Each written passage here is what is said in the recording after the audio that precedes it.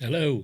A few words before we get into this episode. I've had to do a thing. I've been plagued by technical issues. I don't know what's happened. I feel like I want to blame Is It. Maybe I should, maybe I shouldn't.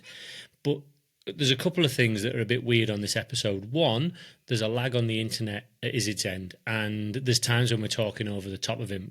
We don't want to be doing that. We don't mean to, but I think there's been a lag on the internet at his end. But that's not too bad. The thing that's really caused me a problem is there's been a huge gap between Booter's video and his audio. So his mouth moving when he's not saying anything and the other way around, and it's completely unwatchable. It's fine if you're trying to listen on audio, but if you actually want to watch some of the stuff, and it's worth it on this episode, his mouth moving out of sync is unwatchable. I'm going to try and fix it, but I still haven't been able to work out what to do. I think what I'm going to have to do is break all the individual tracks down, pull it off Riverside into Final Cut. I haven't got a clue how any of these packages work, and try and stitch it together so that it works. But in the meantime, I want to get the episode out. So what I've done, and it means you're going to have to forego looking at Booter's face this episode, I've just taken his camera off. So for now, you're going to hear him, you're not going to see him. I apologise for that. I don't know what's happened. I think it's to do with a bandwidth issue that's caused Riverside to have a bit of a freak out. But anyway, I'll try and fix it in the background. I wanted to get this out. Enjoy. Speak to you soon. Riders ready. Watch the gate.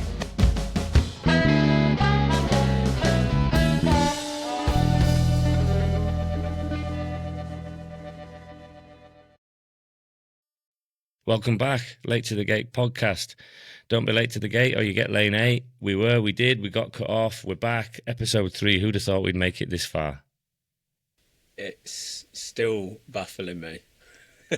How the hell? Yeah, nobody's had the court summons yet. What's been going on then? Time, don't worry. Well, we got through episode 2. My kids are riding bikes.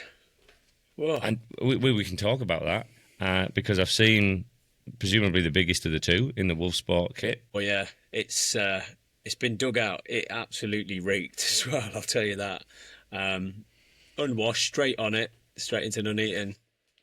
Just needs to learn how to stand up now, but he'll get there. Did he enjoy it? Mate, I could not get him off the track. The session was 6 till 8. In my head, he was going to hate it and he would want to go home straight away. Didn't. We got to 7 o'clock. I thought, I better get him home to bed. He's got school tomorrow. 8 o'clock, I was praying for someone from Nuneaton to say this is the last gate, so we could go home, which I'm all for. But then there's a responsible parent of me staying. He's got school tomorrow. But we're in. We're committed. Big days. Finally. It's always a nerve-wracking moment when you take your kids, because what if they don't like it? Oh, yeah. I'd just disown him. No, All disclaimer, right, well, I wouldn't. Well, maybe you should. Oh, yeah. There's episode 4 sorted. Disowning the kids. Right. We had good support off the back of episode 2. Rocked and sucked. I like to go through the rocked and the positive comments that we got. On Spotify, we got some good comments again. Josh was happy. Another class pod. Defo need another one. Couple of big raised hands there. He wants to talk about the after parties at some particular episode. Kev Brown was in there. Kev Brown was upset. He messaged me. He wanted to get involved in double comments, but apparently if you leave one comment on Spotify, you can't leave any more against the episode.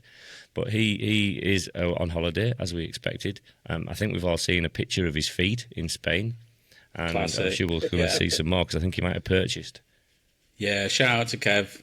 Likes to let everyone know he's retired, if you didn't know. But Kev's been fair play retired to for him. nearly 10 years now. He reminds you every Monday, how's the office view and things like that. But yeah, I got out with Mark Brown actually on the road bike this weekend, so that was good. That was another epic ride, actually, up the peak. Shout out to Mark Brown. Yeah, I think he was national number 1. Don't think he won a Brits, but he was good in the 90s and the early 2000s. So a little bit of mid-school there for you. Very mid-school flavour. Yeah. Nick was in there on the comments on Spotify, loved it. And then Manda Hemps was in there on the comments. Actually, a comment directly about Lemp Des, and again, I'm sure I'm mispronouncing that one, believing that was a purpose-built track in March. And maybe was there, definitely watched it, and reckoned it was a bit of a procession, so whoever got out the gate first tended to win at that one, and we'll probably get into that at some point in this show. It's not very often Yeah, that man. I'm correct and Booter's wrong, by the way, because Booter said that it was not a new track, and I said it was. So Booter's usually the man with the All stats, right. not this time. But I tell you what, I have written down the Oh my pronunciation. Of it. gosh. And with some It's- diagrams as well. Oh, that's just a doodle. Oh, I thought it was it's- a new design. I believe it's Londa. There you go. There you go. We were miles Well, off. A we little should- bit we of should highbrow, persevere. content. All right. YouTube was quiet. No comments on YouTube between the last episode, but a lot going on Instagram. So we've had messages from various people: Joshua Nicholas, Jules, Eddie Moore, Kev Brown again. So Kev Brown was getting in on the Instagram. Comments on the reels and the posts from Reedy, Ellie, Josh, Kent was in there, Taylor Andrews, Chris Mapp got in there. Is It's Mum got in there on the comments. Yeah, I saw you that. might want to get her to tune out for some episodes, perhaps, or just put up with whatever she's going to say. It sounded like it was going to go into a joke. It's I just mean- one was in there. Oggy shared There the is a show. joke in there. It's basically just one big after party. It's every one of our friends just jumping in and saying, "Carry it on, guys," until we get Definitely. taken off air. People, I've enjoyed it actually because the reason for putting this podcast together was it's an excuse to talk to you on a regular basis, and as a consequence, reconnected with loads of people. Shared a long message with Hoodoo as well, who listened to the episode. He was sat in the back garden in the dark and getting away from the kids, and then he was messaging me late at night. So there's been loads of connection as well. Really good. And I think they're all the messages that I got, but I think you two got some I pearls. love that we're a kids getaway. I mean, this is why I'm doing it, to get away from the kids, because they're downstairs, it's bedtime, and I don't have to put them to bed. So I'm all for this, and it sounds like people are escaping their children to listen to us as well. So everyone's winning. Yeah, I think it feels like it's filling a bit of a void that maybe BMX Hype 20 years ago was. Sorry, not BMX Hype. I misspoke. BMX Hype is the team now, but BMX yeah. Talk. And maybe we missed a trick by getting that as the name, because that was always the forum. But it just seems like the same characters want to get involved. I looked for it as well, and I think you knew this was gone, but I looked for it and it was gone. Error 403 not found. No BMX Talk site any longer. Yeah, maybe we should have led with that from the name. Who but goes, no one, we're late to the gate. No one That's our goes on nature. websites. It's a yeah, all good. Yeah, positive I'm late for feedback every I've been race, getting. so A couple of messages. Why not be late to a podcast? Yeah. You're quiet today, Sean. I think that's why I'll we're take- talking over you by accident. Oh, sorry. Go on, I'm going to move forward a little bit. How's that? Is that a little bit better? Yeah, because interestingly, you were the loudest. I think last one as well. So you've probably been To be conscious of that. fair- And now you're quiet. I'm overcompensating, which is the story of my life. I had Reedy message me actually. Still, we've been going on. This is obviously the third episode, and he says you still haven't introduced Booter. And then he sends me this long. I'd love to be able to play it, but there's a lot of f-bombs in there. And the first 5 minutes, kids might be listening, and then eventually they will switch off. But anyway, he sends me this voicemail, and he basically just says we need to introduce Booter, and then. Booter, he tells me the story, right? He says, who was this lad from Crewe?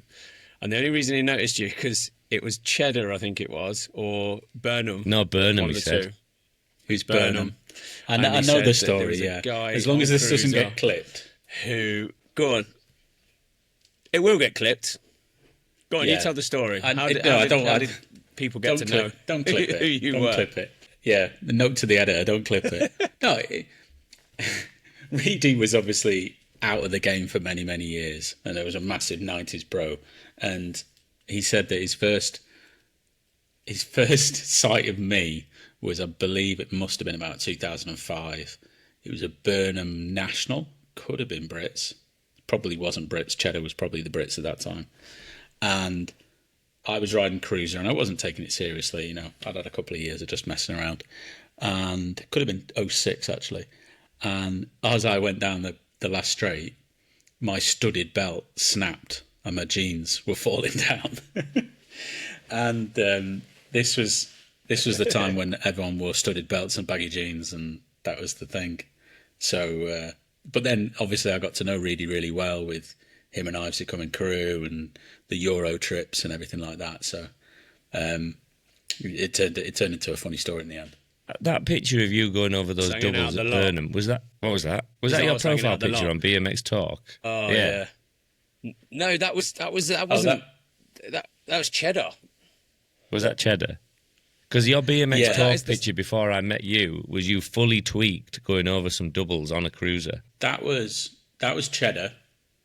That was a Euros or a. It wasn't a Euros. It might have been a Brits.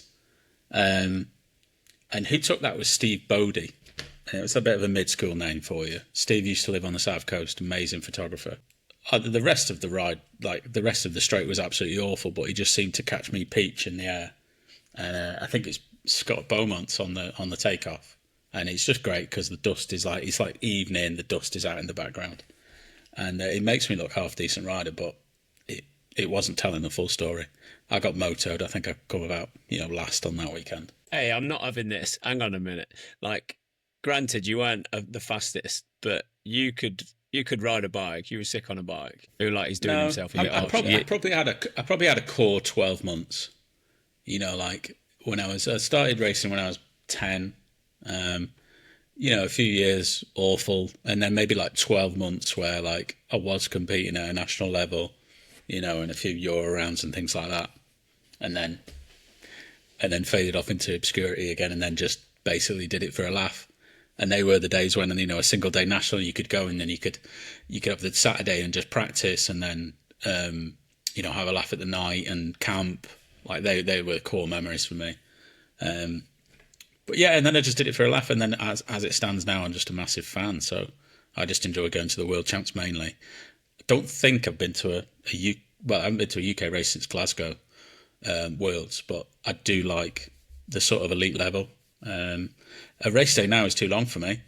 I haven't got the attention span, so I just I'm a bit of a snob and like going to the events. On that though, how sick with the Saturday practices? I know we're going off topic. Sorry guys, this is what we do. We just get on a different topic.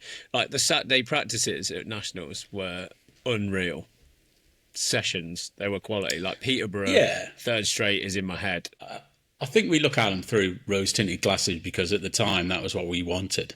We wanted sessions with our friends, some 41 on the sound system because it was just like the same CD that played every weekend, and yeah, we're just trying to attempt different lines down straights. Now at the time it was, the standard of rider that we were producing out this country wasn't as high, nowhere near as high as what it is nowadays, and the sport was always going to grow from that point. We got exposure and we got some results, and then a little bit more formality came to the scene.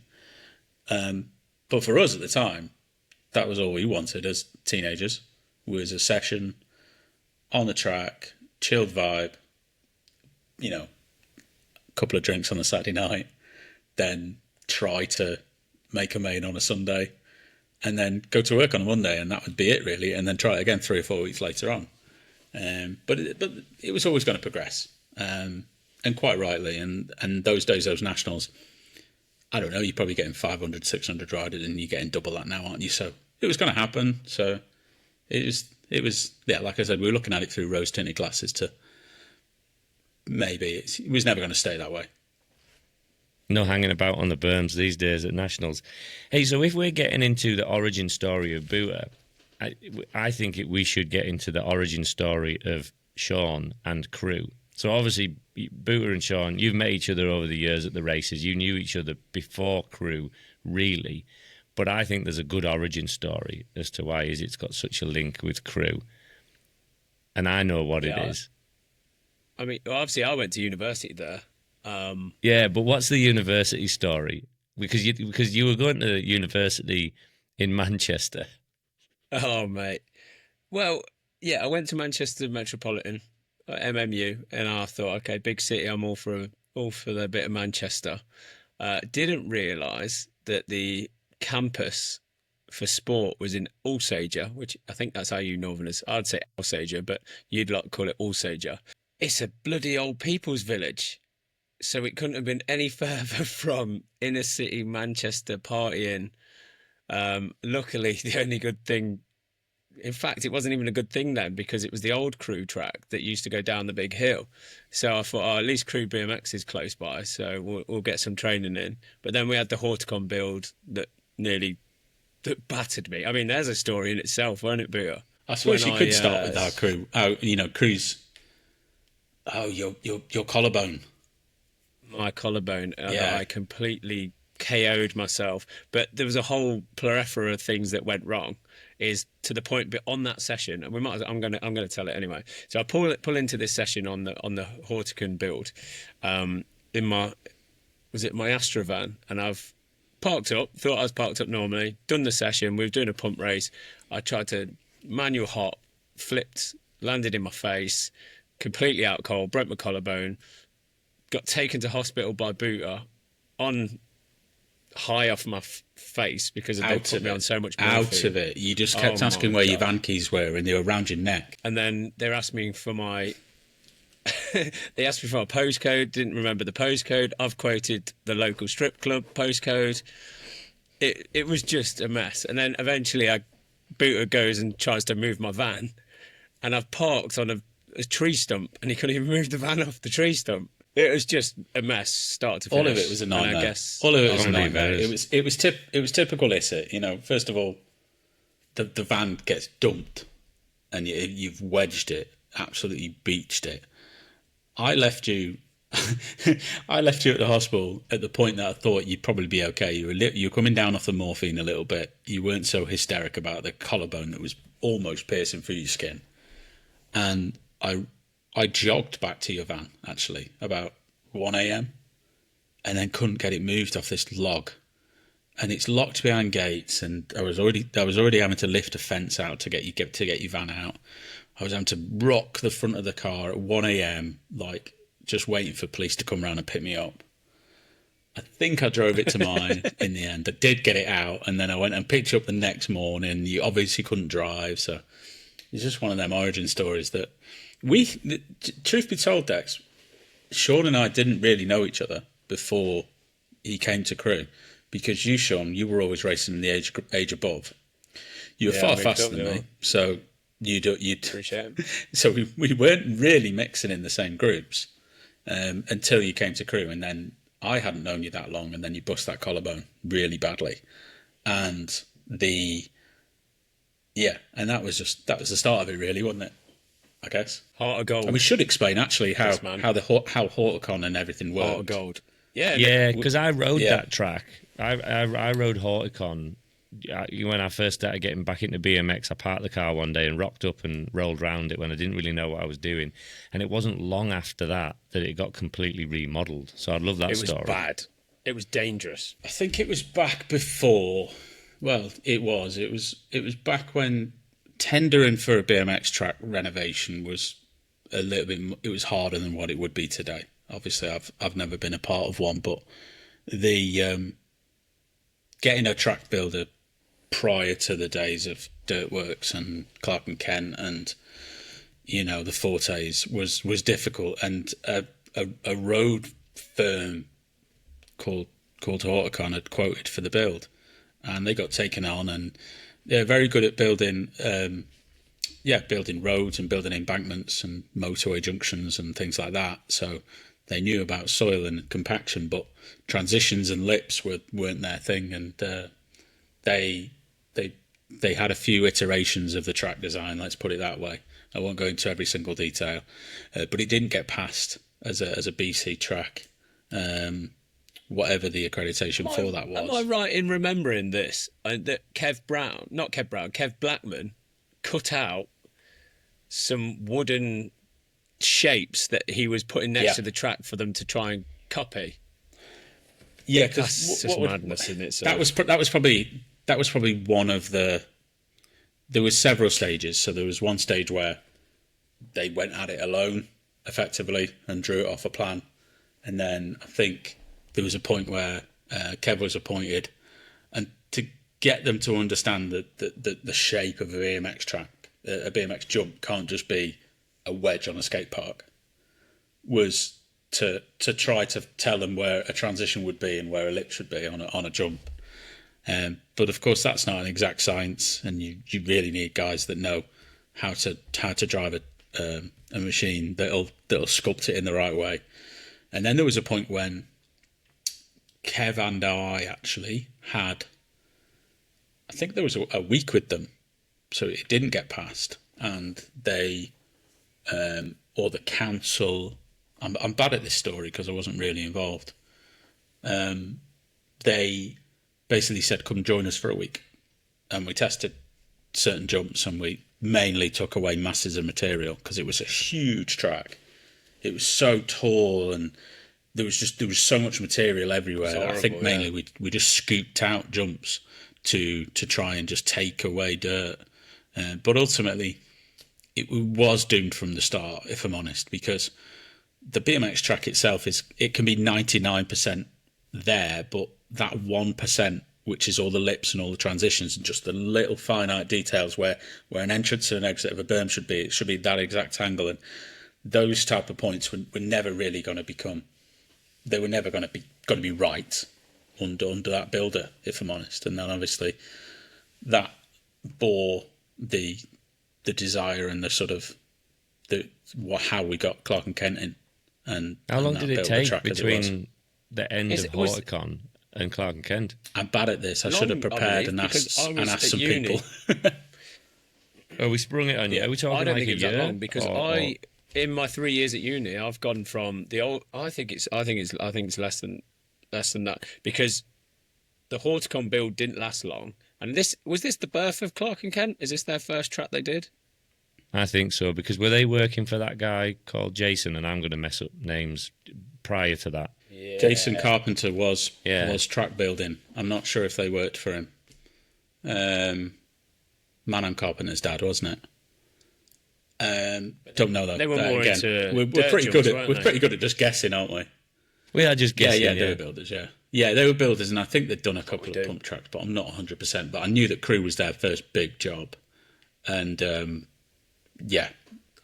think that track at the time was well ahead of everything else that was around, and finally, after probably 2 years, 3 years, it felt like the transition was. But if you remember rightly, the Horticon do you remember how big the berms were? Yeah, and there weren't tarmac with her. Did Horticon say it's impossible to tarmac these berms? And Clark and Kent were like, hold my beer. What's really interesting, were you agreeing that the berms were dirt? Sean's frozen. I think we're getting delays with Sean, aren't we? Yeah. Yeah, your new Wi-Fi is not working as well as we might have anticipated, I think. Yeah, were they dirt berms? Yeah, dirt, yeah. Horticon build. Yeah. One of the interesting things is we are a stone's throw away of Clark and Kent being 20 years in business. And that's mind-boggling for me. Whereas if you think about it and you think about businesses and, a business is started and then it spends 20 years trading, and you just think about our journey through BMX and we go, Clark and Kent, they're a stone's throw away from being 20 years in business, which I think is amazing. Think about the growth of the sport in that time. Because let's face it, 2012 London was obviously their biggest job. What a job as well. I don't think that the world of BMX has changed. The track design has changed that much from then. Obviously, it's gone a little bit more mediocre, some would argue. But I think prior to that, to get to that stage, to see that 2012 track, and I physically stood there in person and thought, this is miles and miles beyond what anyone's ever done before. And I don't think the sport has gone that much further onward from that point. We did have a bit of a wacky stage, and with the Red Bull Revolution. That was wacky. Papendal box jump and the Papendal box that type jump. of thing. Yeah. There was one. It was an indoor, and it was at Madrid, and so it was a purpose-built track that was put up and the then jump taken on, jump away. off. Jump on, jump off. That was crazy. That was a big jump. But nothing was as crazy as Papendal in terms of damaging the flow. And then nothing was as crazy as the quarter pipe at the end of the first straight at Manchester, which we can talk about on another day as well. But you mentioned there about tracks being, more mediocre now. And that was something that I'd put down on the Google Doc to talk about in one particular episode is who's got the biggest set of doubles in the UK right now. And I came to this through looking at, I think Jules has been going through a reminiscing era, and he put a picture of the original big Braintree doubles and him rimming them after they'd first been built. And they were an enormous set of doubles, and I swapped a message and I asked him, I said, like, what's that big now? Because obviously Braintree was dumbed down. And then I got to thinking, where are the big dubs? So Cheddar had some big dubs, you know, and there's some great stories around what happened on that Cheddar third straight. Tony Baldwin snapping his bike in half as he comes down. Yeah. He's giving it, you know, death or glory. Oh, yeah. Where are the big The dubs now? iconic ones from my time were Koppel. First jump was always iconic. That was a game. That was a do or die. You know, you're either going to compete, or if you don't do it, you can't get up. Bournemouth was a good hit. Harworth was a decent one. And if they're big or not, it tends to. I've got a whole piece on this. I've got a whole piece on big doubles that we can go into now, or we can go into another time. And it surrounds about that on the Euro round that was last weekend, because you could win that race without jumping a single thing. Let's do it now. Well, you could win that without jumping a single thing. That's the story. They did have a bigger jump at the end of the third straight, which reminded me a little bit of Burnham. Do you remember that jump at the end of the third straight, Sean? When they made a big one. It wasn't big. It was just deep, weren't it? Deep, but that was the problem. That was your do or die. Like, if you were in those crucial age groups where someone would send it, if you didn't, and they were like, that was a game changer with Slough. Slough was obviously the big doubles. They were like iconic. Do you know why I think this has changed though now is because we've got pro straights, so the big doubles are on the pro straights. What I am looking forward to is the Worlds, Copenhagen, end of the third straight. It looks like they've got a bit more of a do or die jump there. That's a serious one.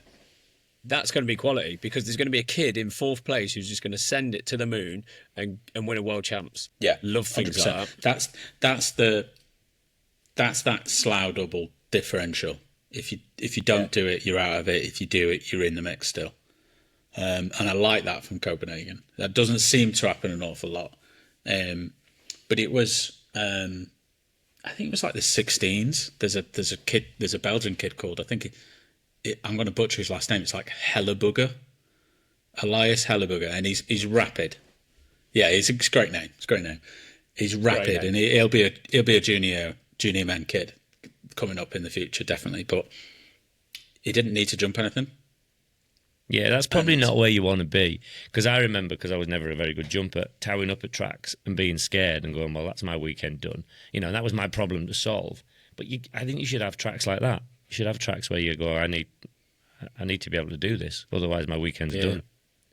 I actually snapped my bike in half at Koppel National one year. Again, I think it was a Friday night. Me and my older brother Lee, we was just sat on the top of the start hill, and he's 10 years older than me. I must have been about 12, and he was like, "Go and jump that, and if you do it, I'll do it." So I go and snap my bike. Dad's livid, and he just went, "Yeah, I'm not going to bother with that." So that was the difference. That was the difference, though, wasn't it? So Friday night practice or Saturday, if you didn't do it, you knew you weren't making the main. Yeah. If you were like in those crucial ages where it starts to get a bit quick, like, 13, 14, something like that. Doesn't tend to happen a lot anymore, does it? No. So right now in the UK, there's nothing bigger than those original Braintree doubles. I'm thinking of the national series now. Not really, no. I mean, for you, Sean, that I don't know. I mean, you could say the step up at Manchester, but again, 11-year-olds, 10-year-olds are jumping that. It's not like a do or die for our age, because everyone can get over it. But there's nothing. No, I wouldn't say there's any. And even like Birmingham end of the third straight used to be a lot deeper, but they've mellowed that out now, so you can jet up through that. You can get around most tracks without taking off. Yeah, Birmingham did used to be deep. Yeah. Yeah, it did. Yeah. But those. Do you think some of it just gets gone. shallower just because of the weather? And then it's like, well, we're not going to keep paying to make things deep. We'll just let it dumb down a bit. Potentially, it's the sinkage, but yeah, I think they definitely a lot of people. Well, people like a jet up nowadays. Yeah.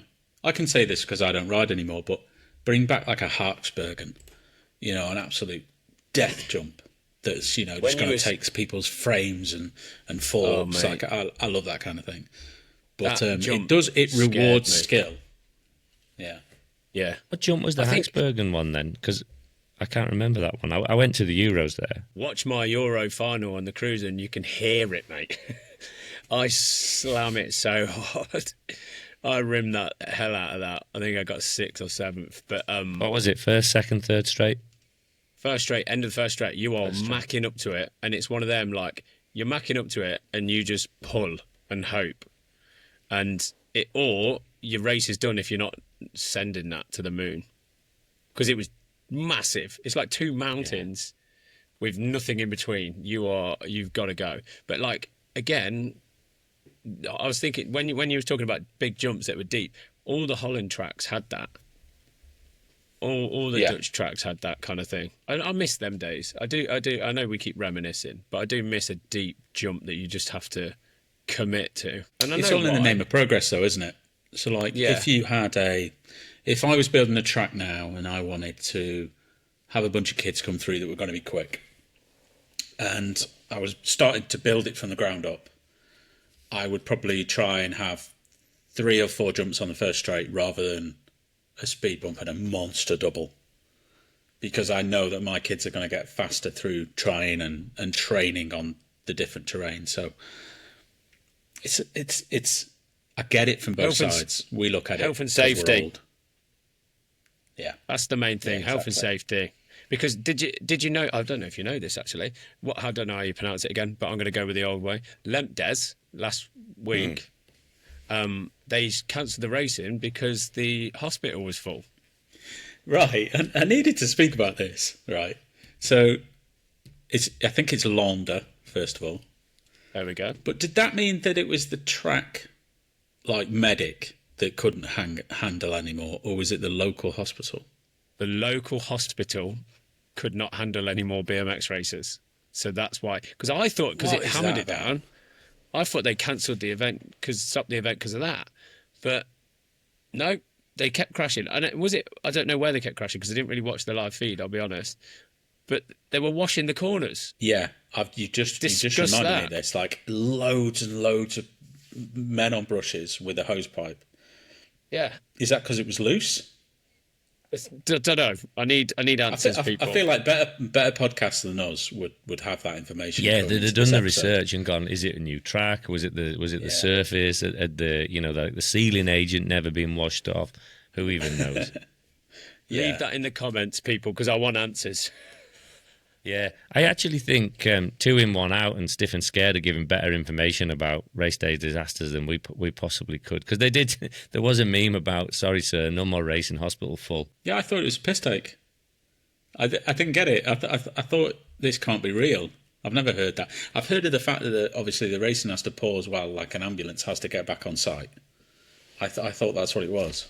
That's something we don't see anymore. Air ambulances. We've had a few of them at Nationals, haven't we? Good. Yeah, well, you need don't air want too many ambulances. of them. I have this vague recollection that in my time I've been at a race where it wasn't off because everyone was in hospital, but there was a worry about how many people were going. I can't remember what it was. I think it would have That'd been be a like- UK one, otherwise I'd have been blind to it probably. Yeah, I bet that's something like a Harbour for a Chesterfield or a couple. One of them do or die moments. All me going on. Yeah, Right, well, I asked Instagram to send us some bikes because I thought we'd have some fun looking at what people are riding, and we'll see if this works or not. And now I'm going to try and share my screen, and then we'll see in the edit if this comes out, whether people can see it. But given that some people are listening along as well, we're going to have to describe what we're looking at. So, Give this a thank go, you see to how it goes. everyone that went to the effort of sending these through. Gosh, Are let's they see if my legit? internet holds Is up. that, or are they just all? These are legit. Okay, These are here we people's go. bikes. Okay, so Now- I was actually going to start with a road bike comment, but I Stu knew Dixon which bike this was. misinterpreted before. the brief. Yeah. I don't mind No, this. I Stu- can talk on this one. This is a piece and a half. This I actually really like this. So we're looking at a bright gold time road piece, carbon rims, disc brakes. There's a lot of carbon. It's probably in a size extra small. I don't know how long Stu's legs That's what I was are. just about to jump on. Yeah, it's got to be a child's bike, surely, hasn't this? Yeah. Is that not a toy? Yeah, I was actually gonna say about road bikes and roast my bike, because GCN got in trouble about being a bit elitist around, slating people's builds. So I was going to be careful with it and mention road bikes first of all. But thanks, Stu. He is a bike connoisseur, to be fair, and he's got some money, because he's always talking about money, and he's just come back from the Maldives, and he had the cheek to say that doing the Fred Whitten challenge is a bit. Yeah, he had the cheek to say Fred Whitten challenge is a bit expensive with hotels and that, but I mean Maldives, it's got several bikes. Yeah, doesn't seem to but be look at this. What a bike! Strava. I love it. Yeah, I love it. So what I like about this bike is I think a time is a bit of a connoisseur's choice. So Stu in the messages said in cycling circles, he gets poo-pooed a bit. It's not a Pinarello. I think he not a Cognago, not I don't know if he mentioned Cervelo as well. So this isn't one of the ones that the people would have. I think this is one of the ones that people should have. I like this. I like this bike. Gold's very bold though, going full gold medal on the front triangle. Yeah, he's not touching the floor, is he, on that high seat? Let's be honest. That's the reason for the hay bales, so we can get on it without falling off. But that just to say that's road cycling all over. What Stu said about the brand not being maybe the brand that people go for. I'm very much a go left field. It's a beautifully handcrafted bike. Yeah. Before we move off this bike, though, you just mentioned something, and I meant to talk about this, and I forgot. Fred Whitten Challenge and Clucas's rise into the upper echelons of road cycling. I don't know what class he was in or whether it was full open, but he got 10th in the Fred Whitten, which is an absolutely epic bike ride. You can talk to this probably Booter more than anyone, but how well is Clucas doing on road biking? Yeah, he's going well. I do talk to Clucas a lot on road cycling and training, and we know well, Sean, that when Andy gets anything in his head, he just goes for it, and everyone's getting it, and he gets quite aggressive with his training tactics. So he's fair play to him. He's for several years now he's put in some serious work, and I was talking to him on the run up to the Fred actually, and it was one of them big aims that he was saying, I want to get under 6 hours, because it used to just be reserved for the elites. And I believe he went with a couple of lads, and he rides for the Merlin team now. And that sort of halfway in, he was solo. So he believes that if he had a few people to work with, if he had a few people to work with, he could have got even closer to the top. And it was Ed Clancy that won it, Olympic champion Ed Clancy, and he was only about 14 minutes faster. Yeah, not far. I looked at the numbers. 12 mile. Yeah, it's literally it's the toughest one day road cycling event. Not that we're turning this into a road cycling pod, but shout out to Clucas. He's been putting in the hours. So get me Leica on next time, yeah, shall we then? If we're turning. Well, there's a few BMXs that have done it in Fred Whitten. Copley went all in. Obviously, I'm sure Jeff's done it. Yeah, a few people. Anyway, let's move on. Sorry, can I just quickly say, Clucas' setup at home, oh my gosh, what a setup he's got for training. And he must have the most understanding, I was going to say wife then, yeah, but his wife now, isn't it? Most understanding wife, ever. Because she just lets him go out and ride. So, fair play to him. He puts in the hours, fair play to him. But brilliant job from him, right? 100%. So I'm putting these up in the order in which they were received. This is Gunnar's.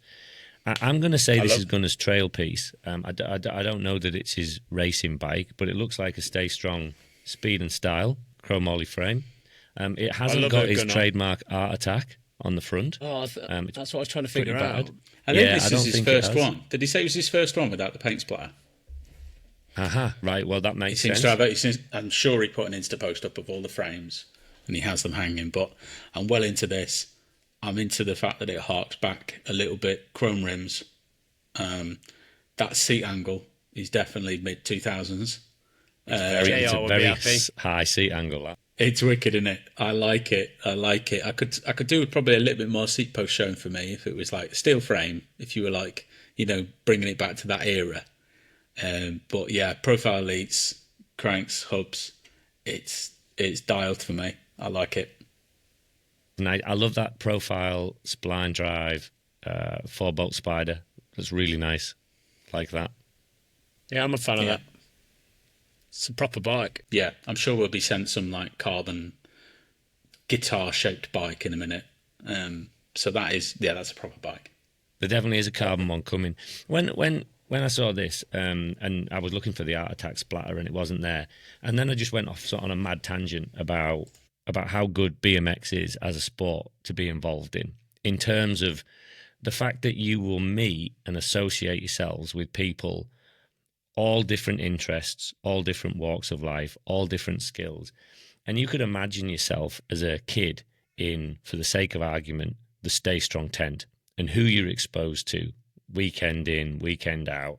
And obviously, Gunner's moved on to other things, but you're going to be in that tent and you're going to be hanging around with people who've got a common interest in bikes, but their outlook and their skills in life are going to be rubbing off on you. So you've got Gunner, top end marketing director, product, all the skills there, really artistic by nature, and then you're going to be exposed to Marco, 100% hustle in the tent, completely different character, all about business. Then you'll be hanging out with Cal, and you'll be hanging out with Billy Luckhurst. You got all these different people with all these different outlooks. And the beauty of the sport for me in BMX is we all come together over a common interest, which is our parents have probably said, hey, we used to ride these bikes in the past and we think you should do it and you probably like it, and we did. But kind of without any boundary, you're hanging about with people that do everything. Yeah. Any job you can ever think of, they're doing BMX. People with loads of money, people with less money. And that, I just think that's really good for kids to have exposure to all these different people. And it made me think about it when I saw Gunner's bike, because I thought, what a great resource to be hanging out with, thinking about his expertise in marketing and product. But just BMX in general. It does need the paint splatter, though. I mean, that's the one thing that's missing. I think Gunner's like stepped it's like away a from copper Stay look, Strong isn't it? now, isn't he? Moved away Yeah. from Stay Strong, so Yeah, I what I believe wonder so, what's yeah. next with his... he'll have something up his sleeve for sure. So we're saying pure BMX on that one. I like it. I'm Yeah. never a fan of chrome rims, to be honest, but I'm it's not, like, and the only reason I'm not is because I can't clean them, and then they'll just start flaking. That's the only reason I don't like chrome rims. I had them once before, and they were a mess by about 6 months in. they would be. All right, changing it. Josh We've got a Cates. So slideshow. I hope this is going to come out. We'll see in the edit. Yeah, it We looks talked good. about a bit more of a guitar-shaped thing. This is not a carbon, though, is it? It's an alloy. Is that what I'm looking at? That's an alloy. it Yeah, that's alloy. Carbon Stage forks? I've got they're the Avian carbon fork. I love that, Josh. I have got one thing though.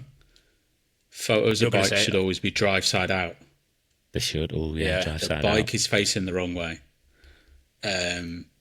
Although the cranks are in the right position, should be nice and steadied with the chainstay there. I thought you'd have picked up on the cranks being not black. No, they're DXRs, aren't they? That's fine. But I do like the stealthy look. I like the setup. It's a pretty slick bike, if you ask me. Josh, you got some resolution problems. I don't know if he took this picture with a Nokia 5110 or whether it just got downgraded when it came over Instagram, but it's pretty grainy. Yeah, sick like bike, that. that, Josh. Yeah, Looks fast. it's limo vibes. Right. This to me is pure BMX. This is Now then. your mate Terry's bike, Booter. London Now Terry. then, Terry. Now this is what I meant earlier when I said Gunner needs a little bit more seat post showing. So Terry is he's a very good old friend, and he knows BMX. As you can see, it's a Thompson seat post as well, which indicates a bit of wealth. Oh wow. Love it. Yeah, love it. What frame is it? Is it an ATF or is it an old yeah, 38 well- special? It's an S&M, but it's got FAT written on it. I don't know if he's messed about with the stickers. It's got V brakes, so it's Yeah. I don't know. Yeah, I like don't know what it. kind of I'm also S&M it is. I'm a little bit old school because I like whatever gear he's running there. It's not 25.9, is it a 28.10? Mate, the fact that you used to love those, didn't you? Yeah, anything like I that. think this is pure BMX. Tires, the taken as tires well. are massive. Yeah. It just looks like it's pure BMX. It's an interesting bike though, and obviously Terry's London boy, so he's probably going to ride it in parks as well as tracks. So it's a race bike, V brakes, Sun Envy rims, but like you say, booted the small gearing, and I love that S&M chain ring where it's got kind of the S&M logo all over it. It is pure BMX. I'm not a fan of the Thompson post, weirdly. I'd much prefer to see a pivotal, and then Terry's gone for a different seat angle to Gunner. A bit That's the more thing, respectable. The Thompson post is a little bit. It's a little bit mid school. It used to be a bit of show wealth. I love. I also love the Chicago bars on this. They are forward, and that's how I used to ride my bars. Like over the axle. Yeah, they definitely are. In terms of geometry, that's my era really. If you were riding a bike in 2005, that's how you set it up. He's getting BMX, so that one. excited over these pictures, isn't he? He's going to want this stash for Have we got later. any more road bikes? Let's come back to road bikes. There's no more road bikes, but what we have got, we've got Crash Wallop Bang, Reedy's spray job, Reedy. Mint. and everyone mint. loves a Reedy spray. Mint in it. It's fast in it. Bang, bang, bang, bang. That's Reedy describing anything. Anything. Oh, I love Reedy. Mate. Love a custom Reedy job as well. With the demise of GT, are we just going to see this frame every year in a new colour? Don't know. We could do a Reedy Reedy. will do about that. Yeah, he'll do a good job no matter what.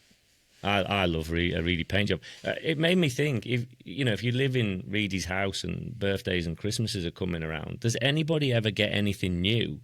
Or do you just get something that's been painted? If Christmas 2025 is coming round and Della wants a new handbag, is she getting one?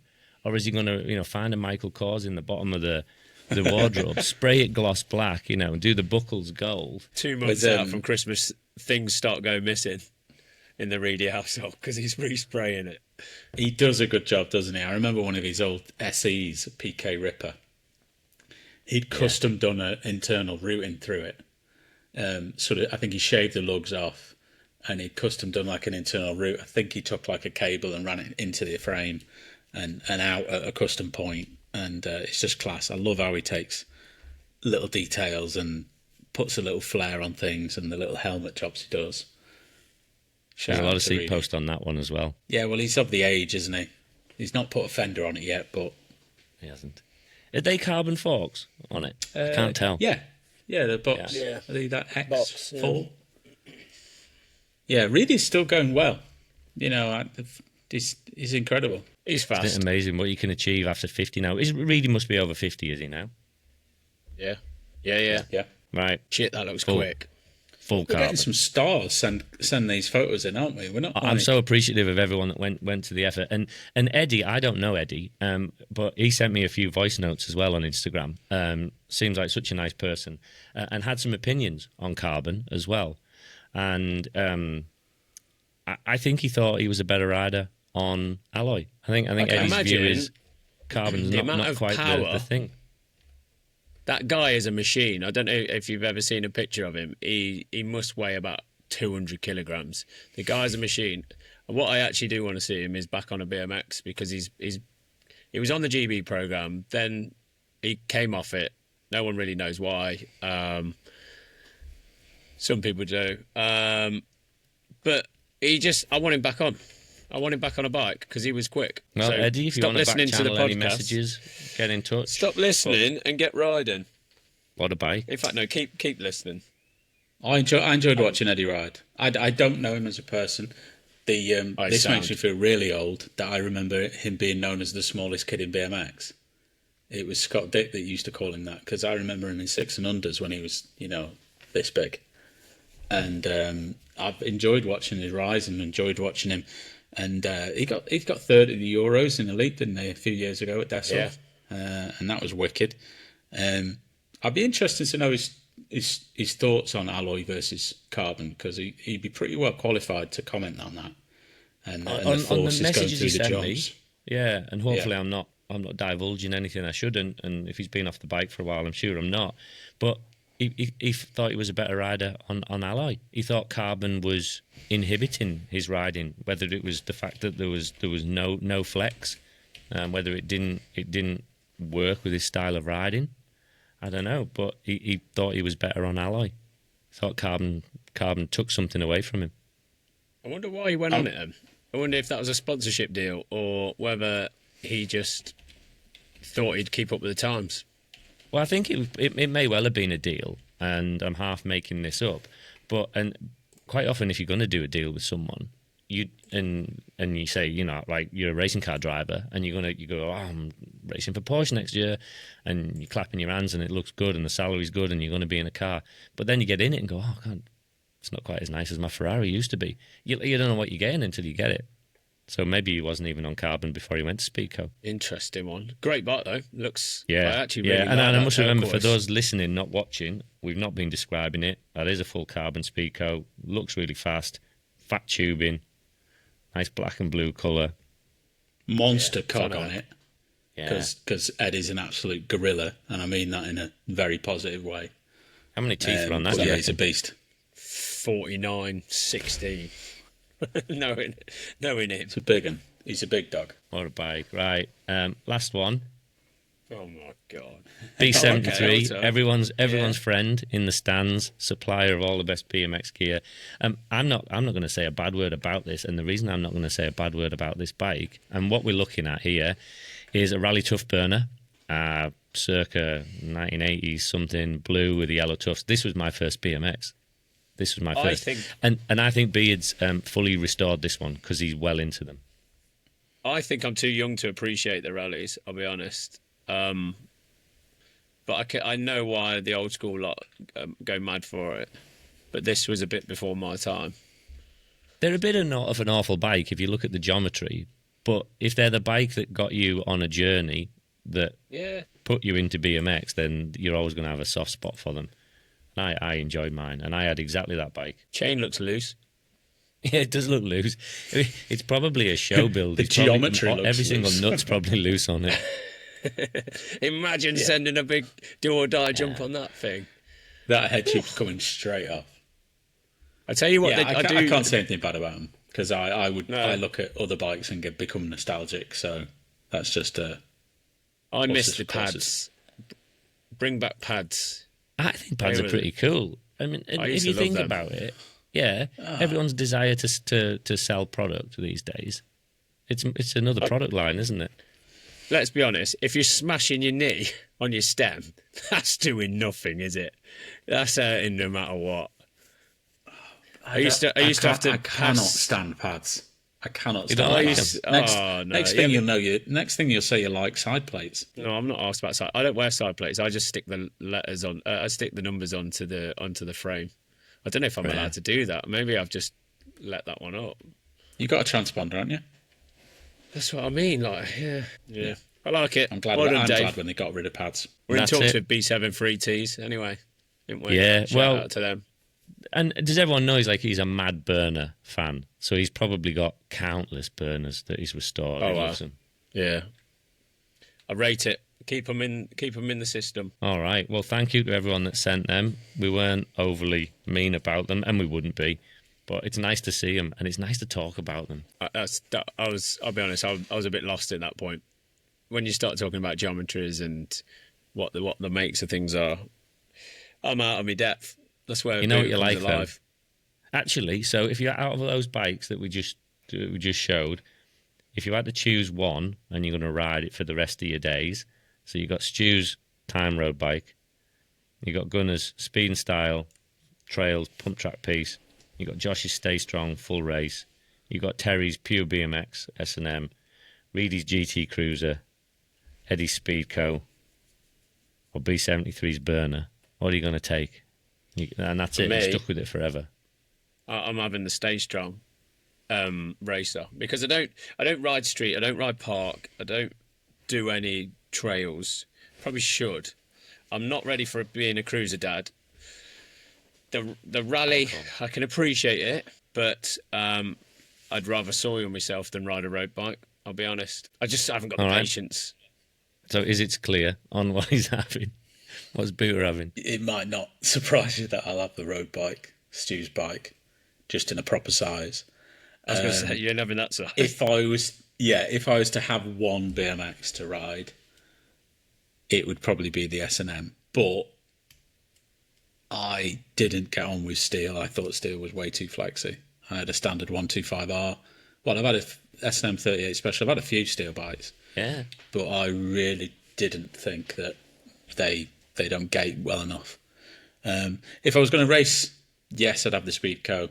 But in reality, I think I'd be so sketchy on a bike nowadays that I'd probably have to ride Reedy's GT. So a bit of everyone, really, apart from the burner, which I just leave on the wall at home. I think. Just leave on. Yeah. Yeah. Where are you going, I think Dex? if I just had to have one, it would be Terry's. It would be Terry's S&M because it just seems like the best all-rounder. It's pure BMX. I had my worst season on a steel bike. I had a dialed bike and I raced it for about 6 months and I thought, I'm not getting any results. I'm out. You knew better at the time, didn't you? Because I spoke to Quillen about bikes and he was saying he'd never ridden a carbon and he's on alloy, but then he'd won the worlds on the dial steel. And he said, yeah, but I didn't know any better. And so he just made it work for him. And he would have flexed the hell out of that bike. He would have flexed the hell out of it. But he was also, a lot slimmer than his athletic build now. I would. This was maybe specific to me, and obviously I was a heavier rider. But I would stand on the gate on my 125R and put pressure on the front foot. And because I was clipped in, and obviously you're on Rhino plate grip, I could twist the bottom bracket shell enough so that my tyre would touch the inside of the chainstay. And with a Cool Stop V-brake pad, I could hear the rim touch the brake as I took your first pedal. And but then the 125R was like £4 for a frame, like the weight of it was £4, so maybe a bit more of a heavily butted steel frame would do a good job. But it was too compliant for me, way too bendy. I remember you never liked it. You would mutter about it after the gates. I spent way too much money on it. I built it up as my dream build. Profile elite hubs, profile cranks, S&M everything, standard 125R and forks. Everything was like custom. And then it just didn't ride as good as an alloy bike for me. But horses for courses, I wasn't. That's what I was. I was looking for a race bike out of a steel frame, and being a heavy rider, it just didn't work for me. I loved the way it looked, though. Yeah. All right, that's it, bikes. Thanks very much for everyone that sent those. Yeah. Let's talk about racing. We haven't talked about racing. You want to do Leb Des? Yeah, Launder. Launder.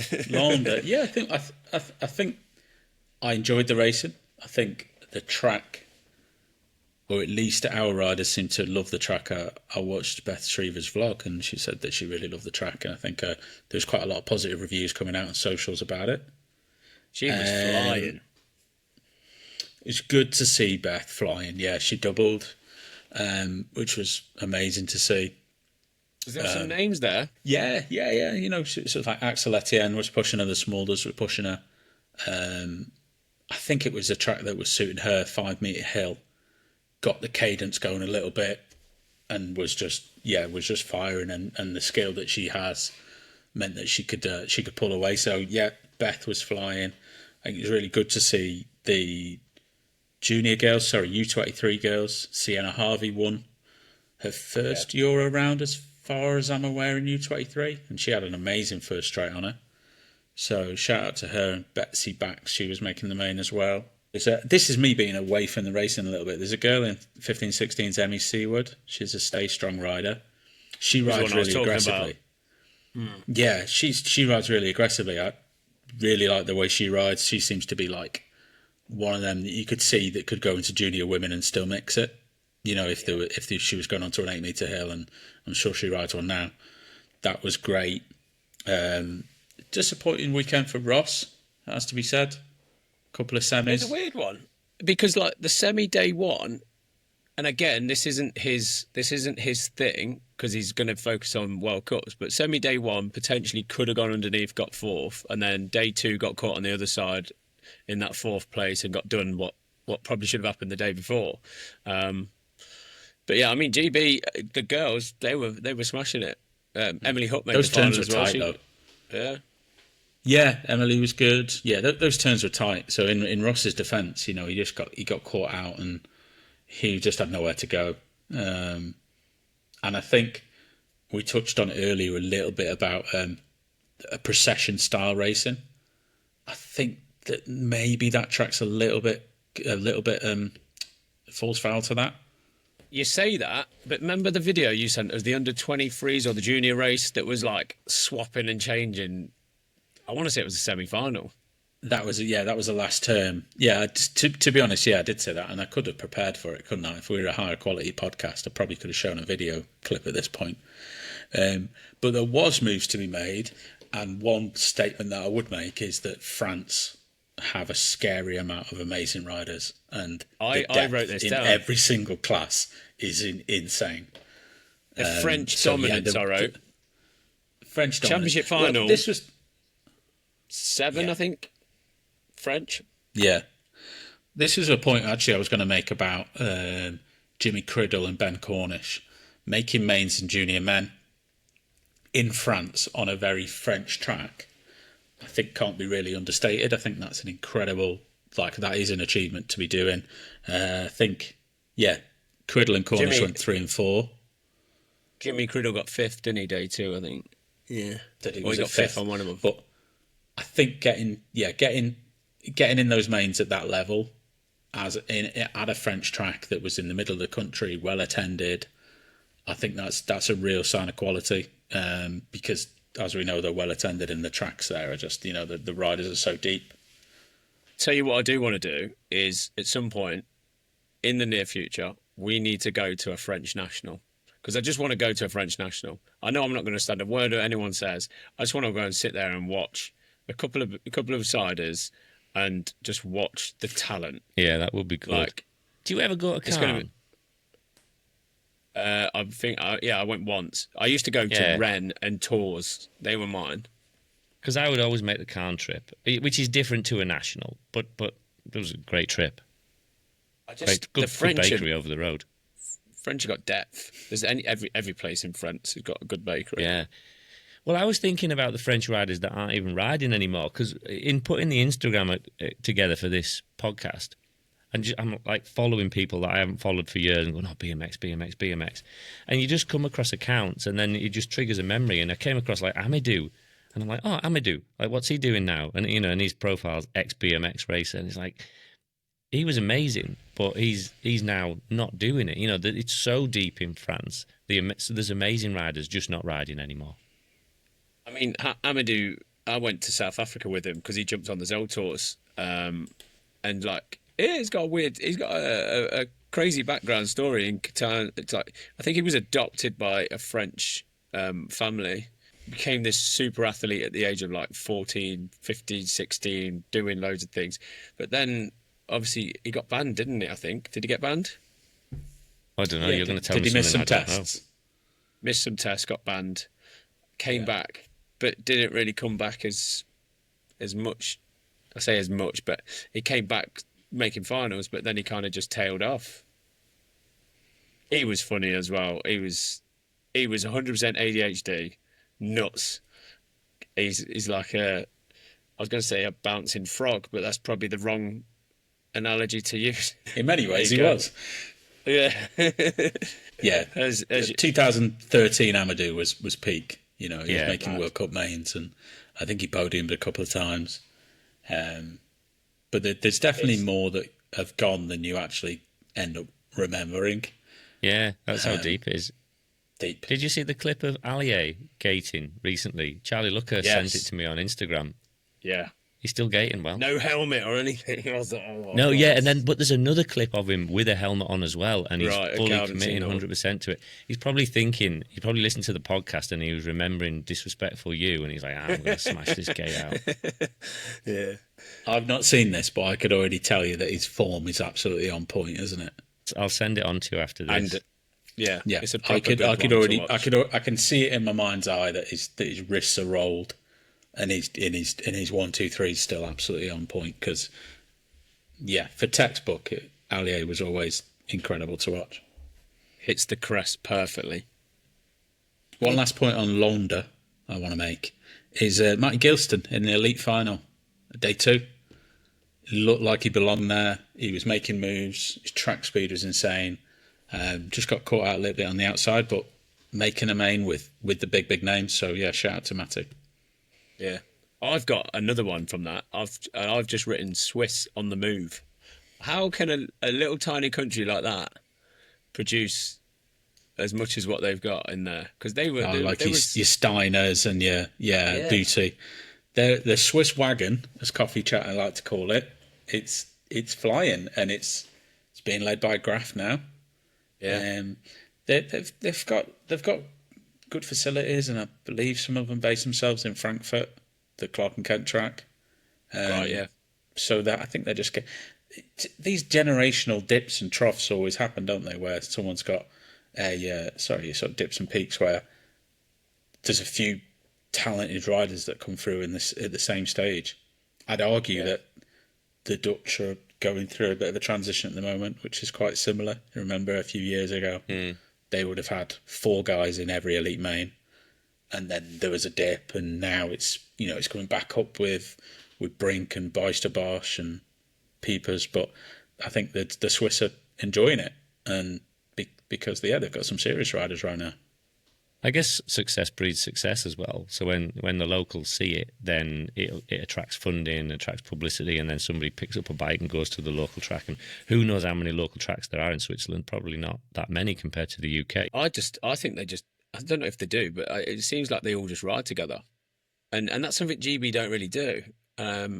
We don't really ride together. Everyone has their own little times on the gate. So every time I'm seeing clips of the GB lads, it seems like they're on their own on the track. But I mean, we're a very much a numbers based kind of nation, aren't we? We're looking at PB times, we're looking at track times, hill times, everything. What we're squatting in the gym. But it just seems like they just ride. I know it's going to be a lot more complex than that, but yeah, both seem to work. Definitely. All right. We've hit an hour. What do we want to cover before we finish? I think we should probably try and keep this to an hour. Most people's commutes are around that time. I mean, everyone should be listening on the way to Manchester now. And good luck for the weekend. Because it's going to hammer it down. Weekend? Manchester National. Outside or inside? 5 and 6. Outside. Small track, my kind of place. Oh, it's great. Do you know what I really like about it? It's because the venue's so tight, the atmosphere is brilliant. Yeah. I cannot see, though, Elite getting round that first corner, because I've heard Ross Cullen's going to be racing, Rico Berman, Quillen, Paddy, plus all the other guys that are in there. That is going to be finally a good national stacked. But it's going to be carnage. Absolute carnage. There's a track where nobody jumps anything, do they? I think they might jump the triple into the first turn. But I don't know how an elite rider hits any backside there. They won't, especially down that third straight. They are so quick, aren't they? They are so quick. What about what's your predictions for your performance, Sean? Because you've had a couple of race weekends now. You've been. Don't do this. Do you feel like you're slightly getting better? Like, go on, you shout out what you're gonna achieve this weekend, and then we'll review it on the next one. Well, I've got a football match tomorrow, so I'm going to get it out of the way. So I might be tired. You've got to pick one, Sean. Sooner or later, you've got to pick one. Surely the season's over. No. Yeah, I've got one more game. I'm going to go for a 5th, I think. Okay. Yeah. I've had a 4th. What have I had? I've had a 12th, a 4th, a 7th, and a 6th. I'm going for a 5th. I haven't had a 5th yet. I'm going to go 5th both days, yeah. Yeah, that's fair. All right. Well, let's analyse that next time, and because you're the eyes and ears on the ground, let's get something from you, Sean, around how the elite managed to get through that track. Because you're right, that third straight's probably really small for the elite. It's an interesting one, because that triple into the first corner, you hit the landing and turn straight away. It's dead sharp. So I think there's definitely going to be someone over the first corner come main time. I don't think they get round. I think someone slides out in the second corner. I would say a Ross win for me, or it would be someone like Cal who's in seventh. I'm about to say Cal. I was going to say there's going to be a bit of a bunch up. I don't want to see anyone get hurt, but it'd be a bit of a bunch up, and Cal's just there, just outside in, goes for the win. Be mad. It's what the fans want to see. The fans do want to see it. We'd love that, wouldn't we? Yeah. Because he ain't. Right. I was going to say he ain't got long in elite. He has, but he's getting on, isn't he? How old is he now? 33, 34. He's still got it. How old? Oh yeah, I'm not saying he hasn't got it. I'm not saying he's past it. Don't put that in there. I'm just saying he's getting old. These kids are. I'd flip it the kids other are way and quick. say Cal's been an elite for so long now. Shout out to him because he could have made it a lot easier for himself several years ago. But he's been riding elite since he was 16 and he's still there mixing it. So the fans would love to see it. In fact, Brilliant. That was where his first ever elite win was. Manchester Outdoor. Yeah, most seconds in the history of the sport, Cal's had. So there you go. That's my predictions. Well, let's fifth for you. Let's hope for better. Let's definitely not want worse. All right. Wicked. So thanks for everyone that sent the bikes in. Keep the channels open. Keep sending your messages. Keep telling us what you want to hear. Like, subscribe, 5-star review, follow, all of that nonsense. And we'll keep doing this. Any last words? I'll see you at episode 4. Thanks for listening, guys. See I you really for the appreciate review. it. After Manchester National, after Sean podiums, after Cal wins, we'll come back to this and see how it goes. We'll be back. Cal winning See ya. is more chance than me getting podium.